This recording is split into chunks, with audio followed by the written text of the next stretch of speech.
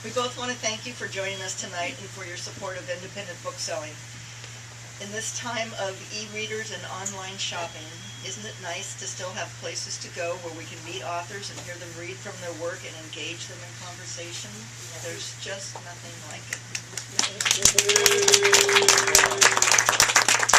You can learn about upcoming events at Broadway Books by subscribing to our monthly ink on paper newsletter, or by friending us on Facebook.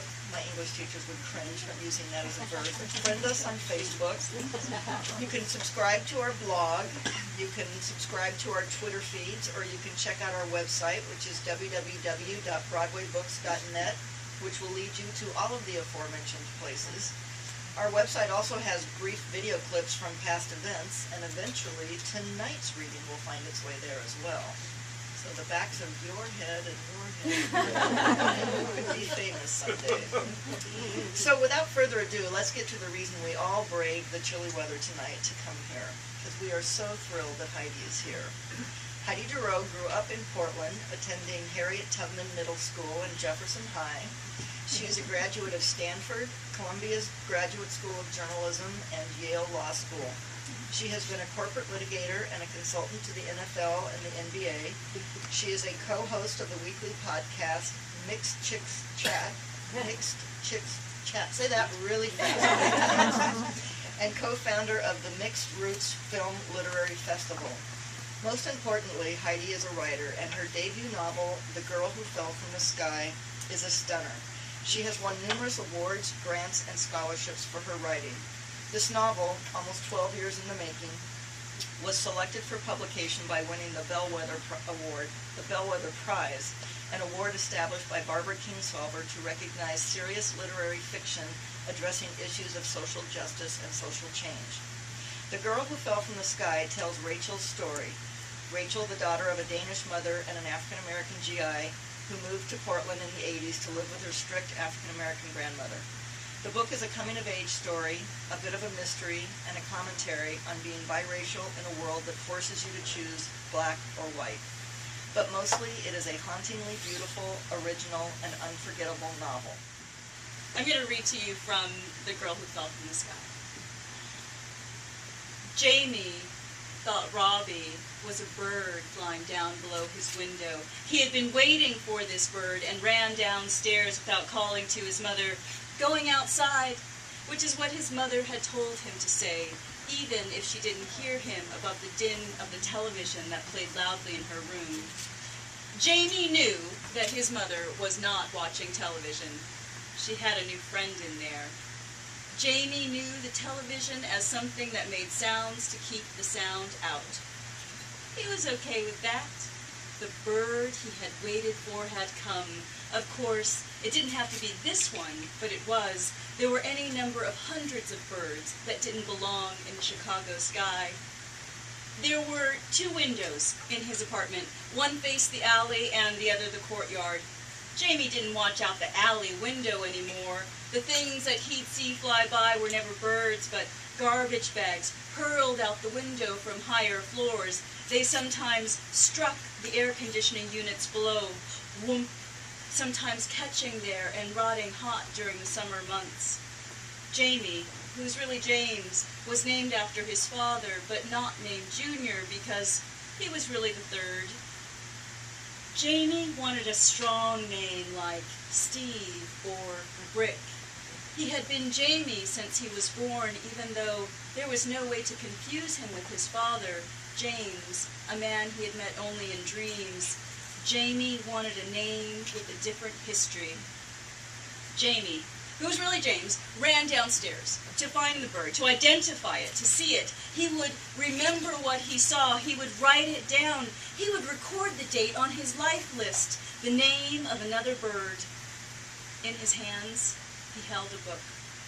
It was the only gift he had ever asked for, but the book was not a gift. His birthday, July 23rd, came and went with no celebration and no cake and no gift. Jamie got the book from the library. When the metal detector went off, he laid on the table a pocket knife he had found in the pants draped across the bathtub, the pants of his mother's new friend. Young man, The stout lady library security guard said. you know you ain't supposed to be carrying this kind of thing around. Jamie, who's really James, nodded. I'm gonna keep this here till you come back around with your mama. She says it's okay for you to have it. His plan worked. He left behind the pocket knife, but took with him the Peterson Field Guide to the birds of eastern and central North America. He ran downstairs with the Peterson Field Guide. What is its shape? What shape are its wings? What shape is its bill? What shape is its tail? How does it behave? Does it climb trees? How does it fly? Jamie had memorized these questions from the field guide. He repeated them so much in his head, they seemed to have a melody. He knew the whole topography of a bird. His favorite part of the book was the beginning and the end. Not as if the book held a story, but he loved the two sets of pictures of the bird silhouettes. Okay, number 13 was the magpie. 25, the meadowlark. 9, well, that was the mockingbird. And 14 was the nighthawk. He was certain the silhouette of the great egret had passed his courtyard window. He ran downstairs. One day he would leave this city and find more birds, Jamie thought, as he took the stairs 2 by 2 and then slid down the sticky banister on the last 3-step flight before the door. He would fill up his life list with birds he could name and call, and when he finally reached the courtyard, he saw that his bird was not a bird at all. His bird was a boy, and a girl, and a mother, and a child. But what it says here is winner of the Bellwether Prize for Fiction. But it's very important for me, for all of you to know that the prize is actually called the Bellwether Prize for Literature of Social Change. I think that means something. And I wanted to share with you what my dear ex-friend Barbara said. No, I adore her. I love her to death. This is what Barbara says about the prize. She says, fiction, you're seeing all the, I gather notes and phone numbers and book recommendations as I sign books, so you could be on this list too soon. Barbara says, fiction has a unique capacity to bring difficult issues to a broad readership on a personal level, creating empathy in a reader's heart for the theoretical stranger. Its capacity for invoking moral and social responsibility is enormous. Throughout history, every movement toward a more peaceful and humane world has begun with those who imagine the possibilities. The Bellwether Prize seeks to support the imagination of humane possibilities. I love to share that because I'm so honored that Barbara and the other judges thought that this story rose to that level. You know, we live in a difficult time. Difficult things have happened to us recently, and it's great to know that through fiction we can have new imaginings. We can have new possibilities from the stories. Okay, that's enough. So the book is about a girl who survives this accident that Jamie witnesses, and it's inspired by a true story. And let me just tell you, it's not my own true story, this part of it. I read a newspaper article about 15 years ago about a girl who survived an accident like this, and I became obsessed with this girl. Of course, you know, the questions around the story are so interesting. I used to be a journalist, by the way. I had an internship at the O back in the day. So I'm very much interested in what questions do we ask. And at that time, when that story came out, all the questions were about how could a mother do this thing, and how could we live in a world like this? And these are good questions. These are things we want to have answers to. But I kept thinking, what happened to the girl? She survived. She actually is going to grow up. She's not going to be a little girl. She's going to be a young woman. She's going to be a woman. Hopefully, that was the whole plan.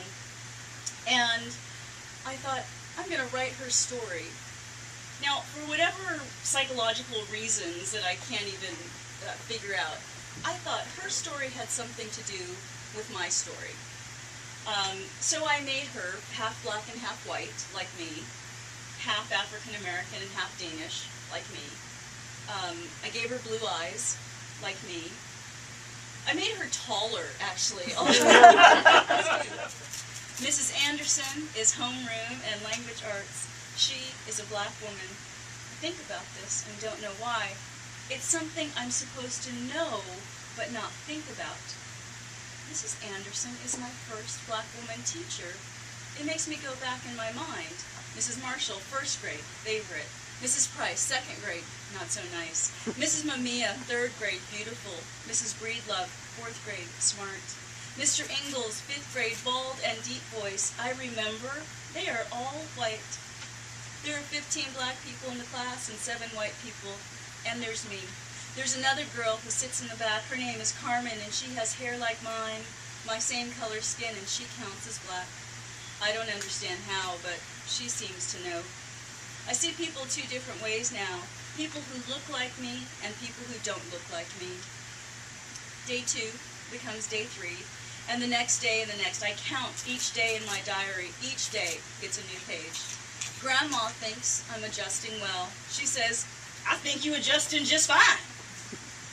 I want her to put S's on the ends of her words and not say fixin' to when she's about to do something. The kids in school say that, and I know they're not as smart as me. There's a girl who wants to beat me up.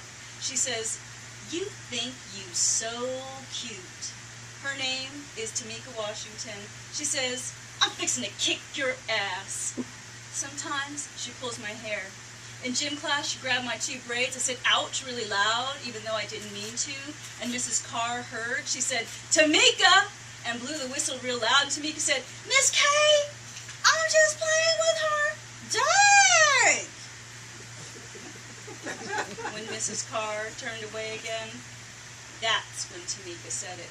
I'm fixing to kick your ass after school. You think you're so cute with that hair. One of the ideas I wanted to interrogate in this book is the way that in America, race or brownness trumps culture. It's a curious, curious thing. And so for Rachel, because she is a brown-skinned person, the fact that she has a culture and a language, and in fact an entire country that could back her up in her identity, is erased because what we see in America is the one-drop rule. You have brownness in you. So as a counterpoint to her, there's the character Jesse, who's Norwegian, but who gets to be Norwegian just because he's white, even though he doesn't eat the food, doesn't speak the language. Even his mother has a really attenuated relationship to being from Norway, and yet she's allowed to claim it in a different way. So I just got on my soapbox. I don't know if you saw that. Oh, wow.